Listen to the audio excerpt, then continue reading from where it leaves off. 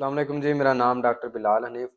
अच्छा जी, आज जिस मौजू पे मैं बात करूंगा वो है क्लब फुट।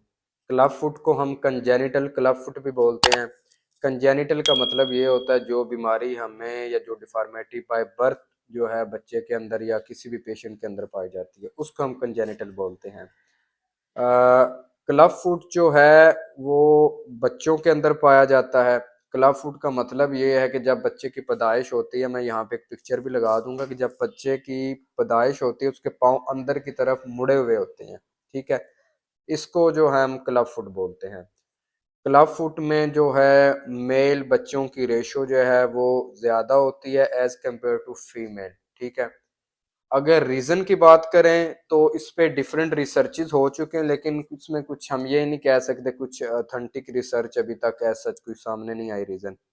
कुछ में कहा जाता है जी, अगर माँ के पेट में एक या एक से ज्यादा जब बच्चा होता है तो उस दौरान कुछ स्पेस का इशू बनता है तो क्लब फुट हो जाता है या ये डिफॉर्मिटी जो है वो सामने आ जाती है। इसके साथ साथ जो है एक और रीज़न ये भी बताई जाती है कि अगर बच्चे की कमर पे पैदाइश के दौरान कोई फोड़ा है, ठीक है, जिसको हम स्पाइना बिफिडा बोलते हैं मेडिकल के टर्म में, उस फोड़े का जब कोई ऑपरेट होता है या उस वजह से मामला जो बनते हैं उसकी वजह से ये जो क्लब फुट हो जाता है।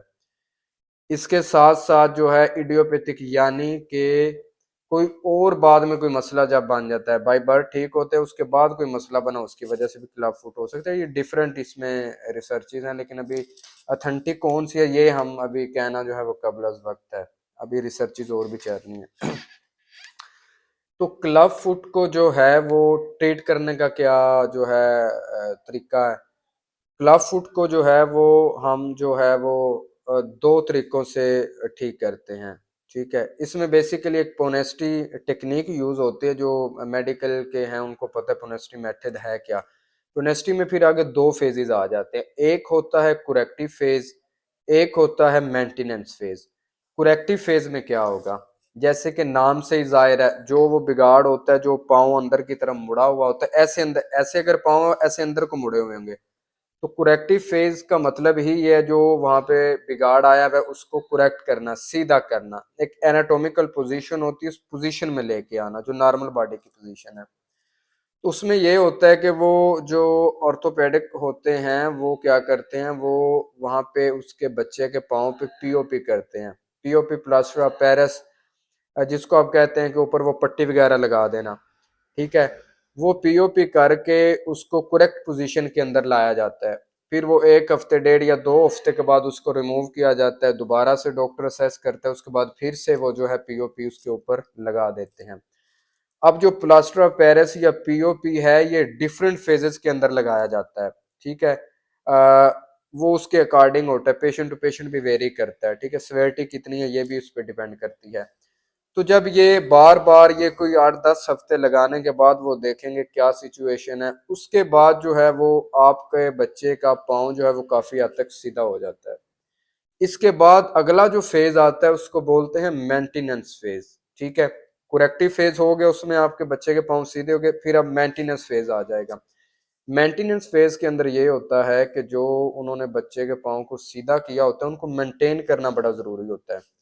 उसके लिए डीबी शूज, ठीक है, वो जो एक ऑर्थोटिक वाले होते हैं जो मसनूई अज़ाब बनाते हैं वो ये आपको डीबी शूज बना के देते हैं, तो वो डीबी शूज बनाते हैं। डीबी शूज जो है अपने बच्चे को पहनाने होते हैं। ठीक है, डीबी शूज मैं आपको दिखा भी देता हूँ। डीबी शूज दिखाएंगे, डीबी शूज आपने बच्चों को पहनाने होते हैं।